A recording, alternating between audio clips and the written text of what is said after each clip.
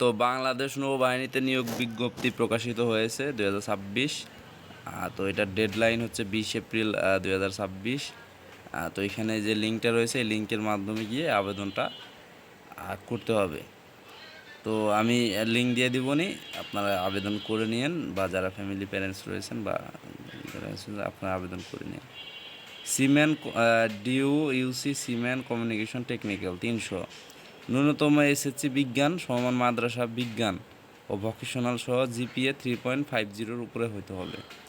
রেগুলারিটিং 15টি শূন্য পদ পুরুষ, ন্যূনতম এসএসসি মাদ্রাসা জিপিএ 3.0, স্টোরেজ রাইটার 18 জন ও একই যোগ্যতায় স্টোরে 16 জন, মেডিকেল 18 জন, জীববিজ্ঞান সহ ন্যূনতম এসএসসি বিজ্ঞান জিপিএ 3.50 তদন্ত, কুক 35, স্টুয়ার্ড 20, জিপিএ 2.50 হতে হবে। টপাস 20, ন্যূনতম অষ্টম শ্রেণী পাস, এমওডিসি 9, 8। এসএসসি ও মাদ্রাসা যে কোনো থেকে আবেদন করতে হবে, তবে জিপিএ 3.0 উপরে হতে হবে। তো এখানে আপনাদের উচ্চতা রয়েছে সিমেন্ট পদে পাসপোর্ট 6 ইঞ্চি উচ্চতা হতে হবে, রেগুলারিংয়ে পাসপোর্ট 8 ইঞ্চি, অন্যান্য শাখা communication technical medical writer store কুয়াগি স্টোয়ার টোপাস পাসপোর্ট 4 ইঞ্চি হতে হবে, এমওডিসির জন্য পাসপোর্ট 6 ইঞ্চি হতে হবে। ওজন বয়স উচ্চতা অনুযায়ী হতে হবে এবং বডি 30 থেকে 32 ইঞ্চি হতে হবে, চোখের দৃষ্টি 6/6 থাকতে হবে। তো এখানে কিছু শর্ত রয়েছে।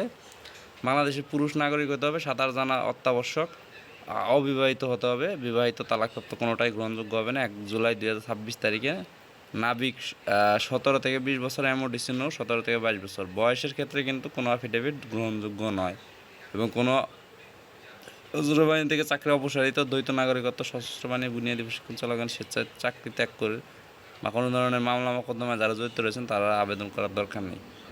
তো এখানে প্রয়োজনীয় বিবরণ দেওয়া রয়েছে, ভর্তির সময় সব কিছু।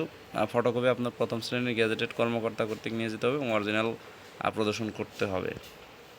তো এখানে তারিখ সহ দিয়ে দেওয়া হয়েছে যে কোথায় কী আবেদন করবেন। তো এটার বিস্তারিত দেওয়া আছে, তো আপনারা আস্তে ধীরে দেখে নিন। তো যাদের রিকোয়ারমেন্ট আছে তারা আবেদন করতে পারেন। তো যাই হোক, এটা অনেক বড় একটা নিয়োগ ছিল, তো আপনারা দেখতে পারেন।